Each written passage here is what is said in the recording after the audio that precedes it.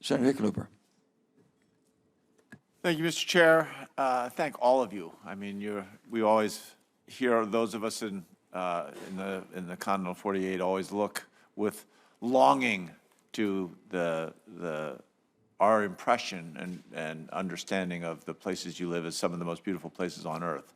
But we also recognize, and it is only heightened by your testimony today, that they are not without risks and without serious challenges. So I appreciate you all coming here, and hopefully we'll be responsive to a lot of the issues you've raised. Governor Palacios, Congress has made a number of infrastructure investments in the Northern Marianas and other territories, including through relief packages, and as the chair mentioned, the Inflation Reduction Act's investments. Do you have the workforce and the resources to actually put the funds to work, and how could we help accelerate the deployment of these investments? And actually, I could probably ask each of you concisely. I mean, why don't you start, but then we can ask each of you to. Thank you for the question. You know, 2 years ago, I went in front of the IGIA, and I thank all the federal agencies for all their contributions to rebuilding back after the super typhoon. We had, at the time, almost $1 billion worth of funding from HUD, EDA, FEMA, but we're still lagging behind on some of those, a lot of those projects because of the labor shortages in our region also, just like, you know, the rest of the nation. To put it in context. You're going to have to be more concise if I'm going to get all 5 of you, so. Okay. Sorry. Yes, we are very, very concerned about that too, and we're lagging behind. Great. Because of labor shortages. Great, thank you. Who's next? Well, in the case of Puerto Rico, skilled construction workers are the ones that are of concern because we are in the midst of an incredible reconstruction effort. Right. You're talking about billions of dollars, federal dollars, devoted to this effort.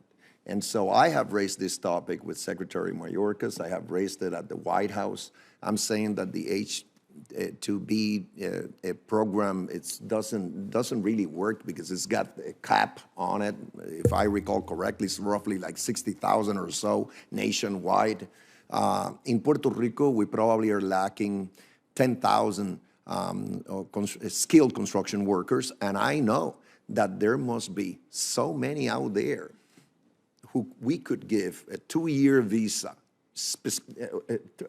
tied to a specific sponsor with specific requirements, not to give them, basically to allow them to come in and help us do this reconstruction that is in the interest of the federal government. And at the same time, that would help on the border because we would need Spanish speakers to deal in our construction industry. So you're talking about, it could be— What's your unemployment? Unemployment is at the lowest point in our history right now. It's 6%. It used to be double digits. Yep. Because as I said, we're in the middle of a rebound here in Puerto Rico now 2 years in a row. Put those workers to use. Got it. But yes, so that's, I would say Central American workers, Dominican Republic workers, they could come in legally through a program targeted for this purpose. Okay, thank you. American Samoa is going through a reformation, reconstructions of the ability of the government to go forward in terms of educating our young ones into trade and into technical schools and so forth. So we could gain the technical expert in terms of skill workers. We have a cannery in American Samoa, Starkist, and we're getting workers through that cannery from our neighbor islands of Samoa. So there's a lot of work there, but like I said, we're going through the transformation, and the funding that we're asking for is to transform the school system, to transform the trade and technical at the college level, so we can teach our own young ones born and birthed in American Samoa, so they can take over these jobs. Funding to help you train your own people. Got it. Thank you. Thank you.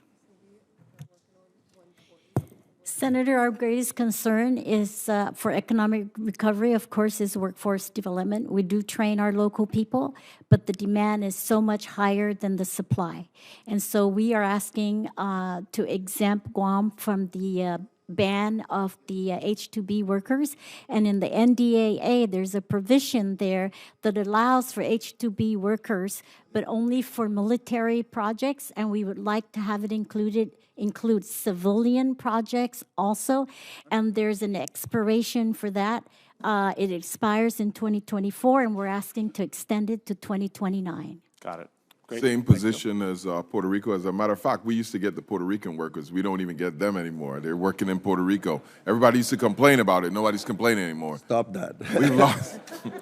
We lost 20% of our population in the last decade between the hurricanes, the closing of the refinery, and the recession.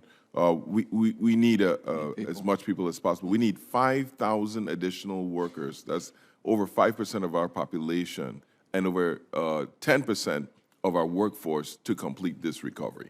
Wow. Let me say this. I'm sorry. No, I just wanted to make one last point. Okay, go ahead. I think you guys are doing a great job in difficult circumstances.